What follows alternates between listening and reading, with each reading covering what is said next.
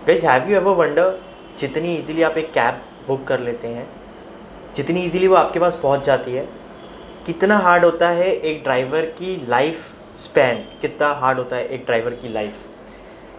कौन कौन सी रोज़मर्रा में वो प्रॉब्लम्स फेस कर रहे हैं, किस चीज़ को लेके वो फेस कर रहे हैं। जितने फेयर्स आप एक एप्लीकेशन वाले को देते हैं, इट कैन बी ऊबर, ओला, रैपिडो, क्या एक सही अमाउंट ड्राइवर्स के पास पहुंच पाता है? क्या ड्राइवर्स के साथ प्रॉपर वे में उनका प्राइस, उनके हक उनको दिए जाते हैं? क्या गवर्नमेंट पे इन एप्लीकेशंस पर कोई अथॉरिटी है, या ये एक कह सकते हैं माफिया बन चुके हैं, एप्लीकेशंस माफिया बन चुकी है, टैक्सी नेशन की कह सकते हैं, या टैक्सी यूनियन की? तो बहुत हम ये चीज़ों को बहुत ही नज़रअंदाज कर देते हैं, क्योंकि हमने बुक की, हमारे पास आ गई, हमने पे कर दिया। But have you ever thought you are paying more than you should be? या आपने कभी सोचा है कि एक ड्राइवर जो सुबह 10 बजे निकल रहा है, रात को 12 बजे घर आ रहा है, उसकी पॉकेट में सही अमाउंट जा रहा है? बिल्कुल नहीं। आज हम ऐसे ही एक इंसान से बात करेंगे, एक ऐसी पर्सनैलिटी से जिन्होंने अपना काफ़ी टाइम एक cab driver, as a cab driver निभाया है।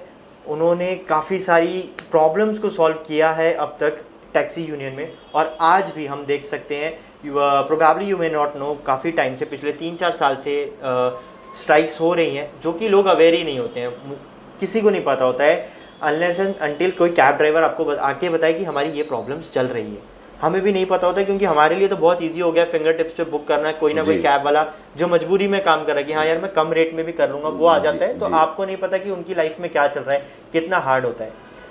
तो आज सर हम बहुत ही सौभाग्यशाली हैं कि आपने हमारे पॉडकास्ट पे आप आए, आपने ज्वाइन किया। धन्यवाद।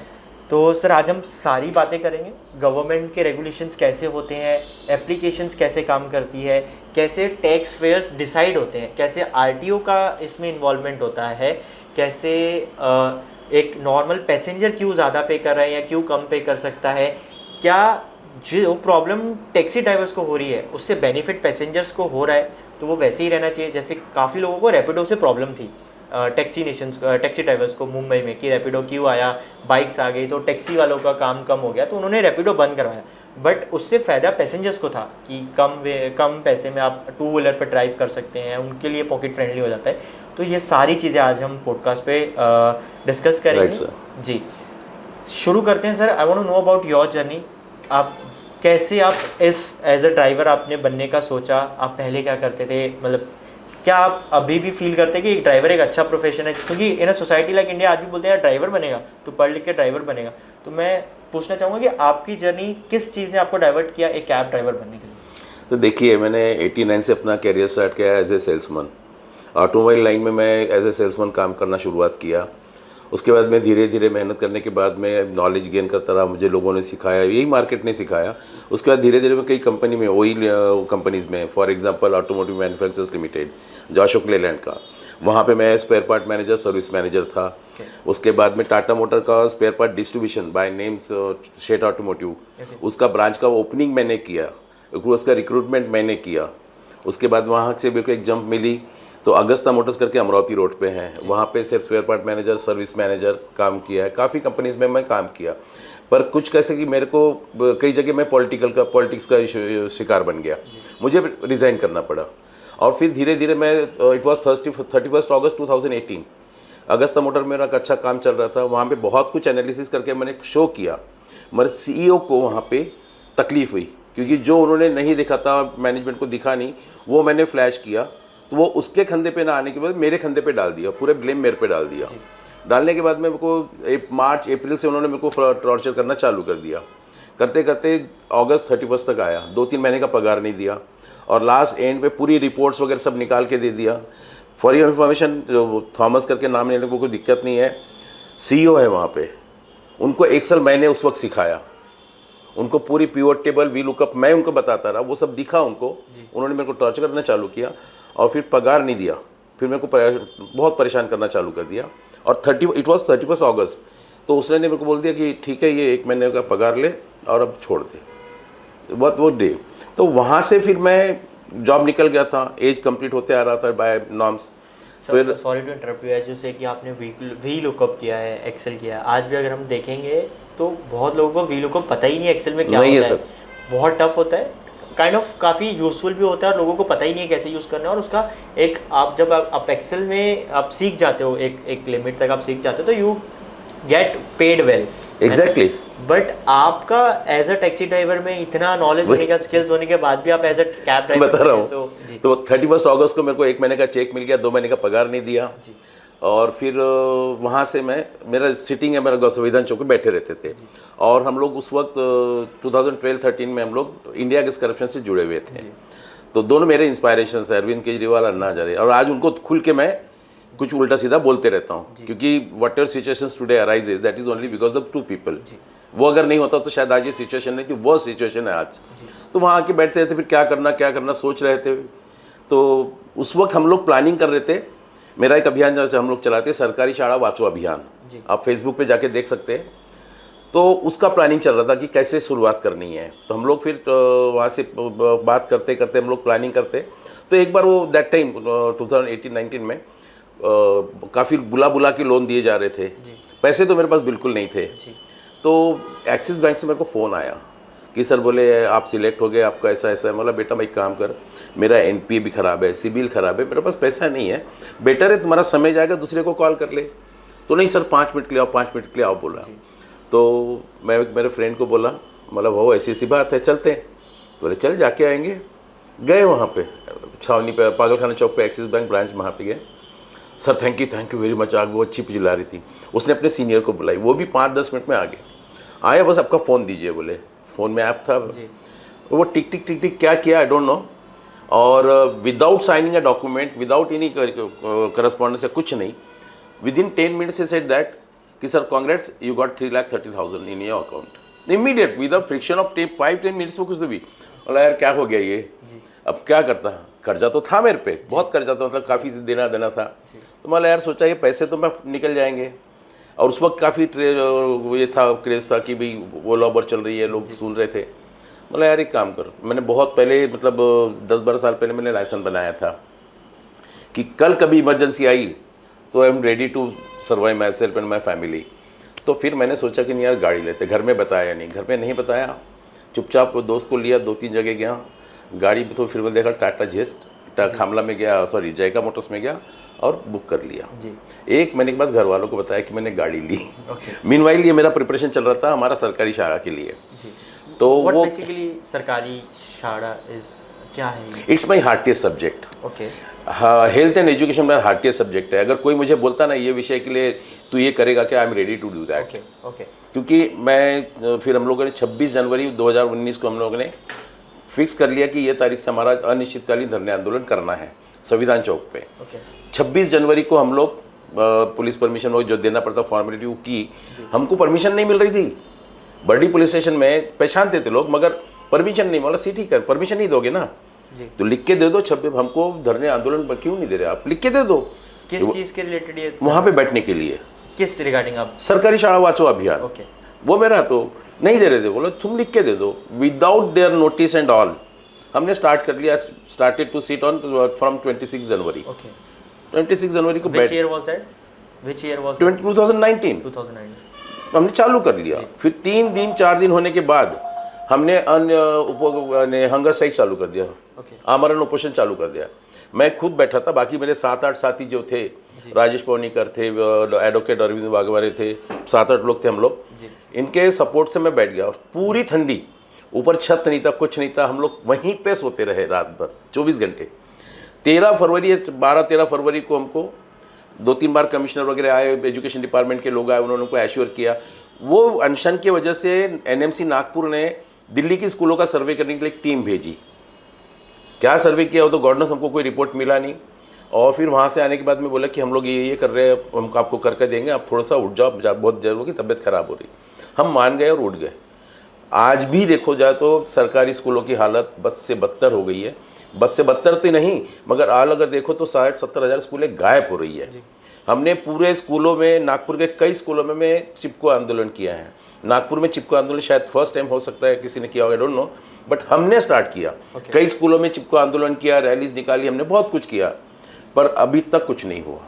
फिर उसके बाद में फिर क्या करता, गाड़ी तो आ गई थी, गाड़ी आ गई थी। 20 फरवरी को मैंने रजिस्ट्रेशन किया एंड आई स्टार्ट टू इसमें आ गया फिर ये करने पे अब चलता रहा, अच्छा चलता रहा, मतलब रोज 12-15 घंटे काम करते रहे। सर आप कोई भी जॉब या बिजनेस करें, so you have to sacrifice a lot of things. Exactly. आपको कुछ ना कुछ तो सेक्रीफाइस करना पड़ता है।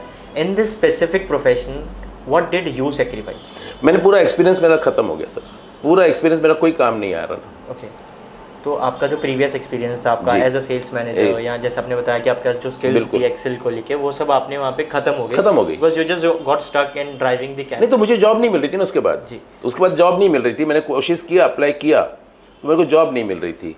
बिकॉज ऑफ वो ट्रेंड बदल गया था, पुरानों को निकालो, अब जैसे 40,000 किसी को देना है तो 15,000 के 2-3 बंदों को रख दो, उनसे काम करवा सकते थे। वो ट्रेंड धीरे धीरे बदलते आ गया था काम को।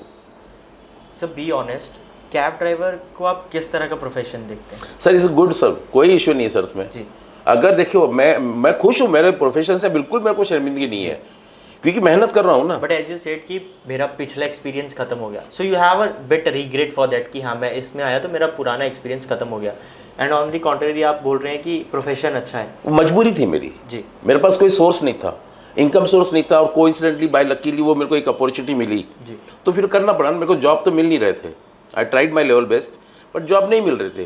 तो स्टिल आप यही सोच रहे हैं कि अगर जॉब नहीं मिले तो कैब ड्राइविंग एक अच्छा ऑप्शन है ना आज। Okay. अभी तो देखो कई लोग पढ़े लिखे हैं जिनको जॉब नहीं मिल रहा, वो गाड़ियां चला रहे ना, only because of they don't have any option. कोई ऑप्शंस नहीं है ना उनके पास में, क्या करेंगे? सर जितने इश्यूज करंटली चल रहे हैं कैब ड्राइवर्स को लेके, इनकी भी लाइफ काफ़ी हार्ड होती है। कभी पैसेंजर कुछ बोल देता है, कभी आपको सही रेट्स नहीं मिलते हैं, कभी फ्रॉड हो जाता है। कभी आपने ये प्रोफेशन छोड़ने के बारे में सोचा कि अब मैं कैब ड्राइवर नहीं, मैं अब ये कैब का प्रोफेशन छोड़ दूंगा? नहीं, ऐसा हालात तो वैसे अभी आए नहीं, मतलब छोड़ने के। अभी ये जो तकलीफें हो रही है जी। ये तकलीफ की वजह से लगता है कि बेटर है क्विट, यानी तू मैं करने से बेटर है कौन झगड़ा करेगा ना। जी। पर इसके लिए सबसे बड़ा जिम्मेदार मैं सरकार को रखता हूँ। बेसिक की वजह से ये स्टार्टिंग ही सरकार ने किया है। सर हर साल महाराष्ट्र में ऑलमोस्ट एक ना एक स्ट्राइक होती ही है 100% कैब ड्राइवर्स को लेके। इस साल का मुद्दा क्या है कैब ड्राइवर्स का? अभी देखिए, बहुत से ड्राइवरों को गाइडलाइंस नहीं पता एक्चुअली गाइडलाइन में क्या क्या लिखा है, जिसमें दो इशू बहुत पॉइंट आउट करता हूँ। एग्रीगेटर 2020 में इन्होंने रेट का कहीं पे भी जिक्र नहीं किया है, जी। जो कि प्रॉपर मिलने चाहिए। जी। सरकार ने जितनी पॉलिसी बनी उसमें ड्राइवर को कितना रेट मिलना चाहिए ये कहीं पे भी नोटिफाई नहीं किया है, कहीं पे भी नहीं है। जैसे भी कि ड्राइवर को 25 रुपये किलोमीटर पर किलोमीटर मिलना चाहिए, apart from that excluding commission and taxes, ऐसा कहीं पे भी मेंशन नहीं किया है, कहीं पे भी नहीं। और सेकंड एक क्लॉज है, बहुत मैंडेटरी क्लॉज है कि every driver has to get their own insurance, health insurance मिलना चाहिए। ये कंपनियों ने निकाल के इनको देना चाहिए। जी। कोई भी फॉलो नहीं करता, कोई भी फॉलो नहीं करता। But is this specific thing is mentioned in the law कि आपको कंपनी को देना ही है insurance cab driver? Sir aggregate licence में मैंडेटरी लिखा है। ओके। लिखा है उसमें। तो फिर क्यों सरकार इसे नजरअंदाज? सर देखिए, ऐसा है, सरकार पूरा ही नजरअंदाज करती है। क्यों? बता रहा हूँ सर। 2014 में सरकार ने एक बहुत बड़ी अनाउंसमेंट की थी, हम लोग 2 करोड़ जॉब एवरी ईयर देंगे, यू माइट बी अवेयर। जी। बराबर है, सरकार ने तो दी नहीं। तो मेरी पहचान थी मिनिस्ट्री में, जब मैं इतना पढ़ा लिखा है, फॉर एग्जांपल भविष्य अग्रवाल वगैरह ले लो, तो हम लोगों ने अप्रोच किया, अरे सर आपने अनाउंस किया बट कैसे? तो I am having some proposal. क्या है? बोले मैं 10 lakh job at a time single month को मैं आपको दे सकता हूँ, क्रिएट कर सकता हूँ। प्रपोजल दो। बट ऑब्वियस है, प्रपोजल मैं गवर्नमेंट के फेवर में और मेरे फेवर में दूंगा ना, कस्टमर के फेवर में दूंगा नहीं, एज वेल एज पब्लिक में। तो वो करके मैंने मेरा प्रपोजल दिया, जिसमें ड्राइवर को पूरा ऐसा फंसा के रखा हुआ है, ये करेगा तो ये नहीं करेगा तो ये फाइन बैठेगा, ये नहीं कर। फिर आरटीओ को भी इन्वॉल्व कर लिया। हो गया, ड्राइवर बिल्कुल एक सिस्टमैटिक प्रिंसिपल बन गया है। कस्टमर को बेनिफिट 1.5 पे उसको गाड़ी मिल रही है। फिर मेरे को कौन सा फर्क पड़ रहा है? मैं तो शुरू में, और उसको कस्टमर बेस बना लिया उसने, IT एक्सपर्ट है, सब कुछ है, उनको कोई इतना इश्यूज नहीं है ना। तो वो प्रोपेगेंडा कर करके उन्होंने ड्राइवर को घर बेच के करके शुरू में करा लिया। शुरू में इन्होंने बहुत अच्छा काम किया जी। लोगों को मतलब इतना दिया कि हद से ज़्यादा। लोगों ने एक गाड़ी पे 2-2, 3-3 गाड़ियाँ भी खड़ी कर अच्छा सेटअप किया। शुरू में पूरा ललचाया और बाद में धीरे धीरे ऐसा कर लिया कि बिल्कुल कमर तोड़ के रख दी, और हर आदमी फिर चिल्लाने लग गया। मेरा एक्सपीरियंस, जब मैं ओला में रजिस्ट्रेशन के लिए गया था, मैं ऊपर चढ़ रहा था, 2 बंदे नीचे उतर रहे थे। बोले क्या रजिस्ट्रेशन करने? बोले हाँ। पागल हो गए यार, बोले बेकार है, पछताओगे भले गाड़ी लेके। जो आज मैं लोगों को बोलता हूँ, जी जी जी। कोई अगर पूछता कि गाड़ी लेना है कैसे, भाई काम कर, 10-20 लोगों को अच्छे से पूछ ले शांति दिमाग से, और फिर गाड़ी लेना।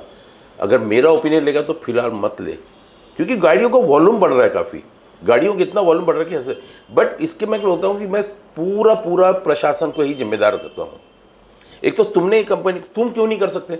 आज सरकार चाहो तो सब कुछ कर सकती है, जो अभी कहीं वो चॉकलेट की दिखा रही है गवर्नमेंट। एक तो 25 मार्च को आपको अमित शाह ने वो अनाउंस किया सहकार टैक्सी जी। और अभी अभी महाराष्ट्र के ट्रांसपोर्ट मिनिस्टर। सर आपने जैसे बताया कि अमित शाह ने सहकार टैक्सी अनाउंस किया है, उसमें और जो ओला उबर जैसे प्राइवेट कंपनीज हैं उनमें क्या डिफरेंस है? सर वो सहकार टैक्सी जो दिया ना, जी। मुझे कोई हिचक नहीं है बोलने के लिए। इनके शुरू का जो पिछले 15-11 साल का अगर देखें तो उनकी जुमला।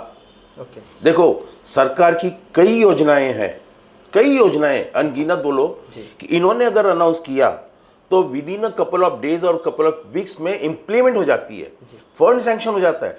25 मार्च को आपने अनाउंस किया, 25 से 26 मार्च को अनाउंस किया, आज भैया मार्च, अप्रैल, मई, जून, जुलाई, अगस्त आ गया, क्यों इंप्लीमेंट नहीं कर रहे हो फिर? बिकॉज ऑफ बिहार का इलेक्शन जो चल रहा है ना, वहाँ सबसे ज़्यादा बेरोजगारी है, तो वो वहाँ पे वो इम्पैक्ट आता है इनका। ये they are very much good player for this type, वो ऐसा किया है। अब महाराष्ट्र में आंदोलन, तो महाराष्ट्र सरकार ने हमसे मुलाकात करने के लिए नहीं सोचा है जी। हमसे मुलाकात करने के, भाई आपको क्या एक्सपीरियंस है? आपका जो प्रोजेक्ट बना के दे रहे हैं आपके ऑफिसर्स या रिटायर्ड बोर्ड, उनको कौन सा अनुभव है कि ड्राइवर को क्या तकलीफ हो रही है? 4 ड्राइवर को पूछ ले जो तुम्हारे कलीग के होते, तुम्हारे पहचान के थे, उनसे पूछ लेते। Always they are talking in favour of the ministers and all, तो उनको नहीं मालूम ना ड्राइवर की क्या तकलीफ होती है करके।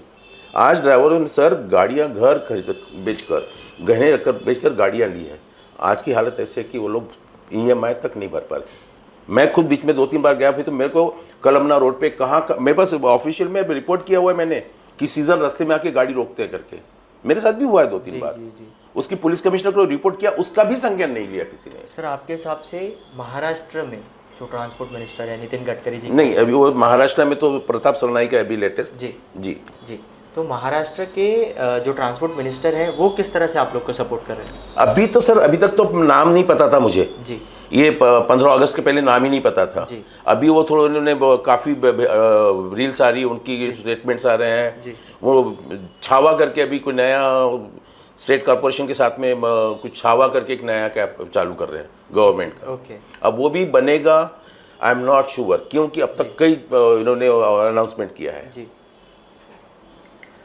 सर जब आप लोग स्ट्राइक करते हैं अपने कोई मुद्दों को लेके, तब अब तक जो आप प्रीवियसली करते आ रहे हैं, जहाँ 6 साल से आपकी जो स्ट्राइक चालू है, तो तब गवर्नमेंट कैसे बिहेव करती है? टॉलरेशन, क्या ओनली टॉलरेशन, कुछ नहीं करती। तो फिर आपके क्या प्लान्स हैं? प्लान क्या कर, हम लोग कर क्या सकते हैं सर जी? हम लोग कर क्या सकते हैं? ये लोग पुलिस वालों को लेके आते, डरा धमकाते, हम लोग मजबूरी से निकल जाते, क्योंकि किसको, कौन जाएगा पुलिस वालों के सामने? मैं एक बार किया कलेक्टर ऑफिस में, पूरी आपको ऑन रिकॉर्ड है गाड़ियाँ, पूरी गाड़ियाँ पेटियाँ 5 बजे से लगा रहा, पूरा पैक कर दिया था उनका पार्किंग एरिया कलेक्टर ऑफिस में, और सब दोस्तों को बोल दिया था यहाँ से सब दूर हो जाओ, और ये लोग अपने को बुलाएंगे तो हम अपनी टर्म्स कंडीशन रखेंगे।